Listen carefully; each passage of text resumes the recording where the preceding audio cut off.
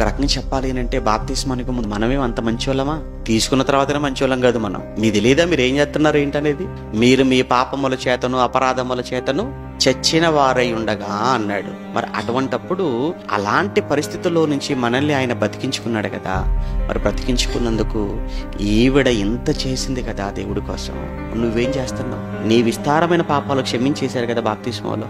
మన పాపాలన్నీ క్షమిస్తూనే ఉన్నాడు కదా. వారం వారం వారం వారం మనం ఆయనతో సహవాసం గల వారమై ఉన్నప్పుడు ఆయన మనం తీసుకుంటున్న రొట్టె, మనం తీసుకునే ప్రభు వల్ల మనం ఆయనతో కలిసి చేస్తున్న ఈ సహవాసంలో ఆయన మనల్ని క్షమిస్తూనే ఉన్నాడు, కడుగుతూనే ఉన్నాడు కదా. అన్నప్పుడు ఎంత ప్రేమించాలి కదా ప్రభువును. అంతగా ప్రేమించడం అంటే ఆయన కోసం ఎంత చేయాలి కదా, ఎంత ఇవ్వాలి, ఎంత చేయాలి మనం ఆయన కోసం. ఏం చేస్తున్నా అంటే ఇక్కడ మనం ఆలోచించవలసింది, ఎంతో చేసింది తన జీవితంలో తప్పులు పాపాలు.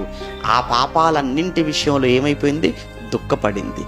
దుఃఖం చివరికి తనలో ఏం తీసుకుని వచ్చిందని అంటే రక్షణ, మారు మనసును తీసుకుని వచ్చింది. అదే చెప్పాడు అక్కడ పౌలు గారు.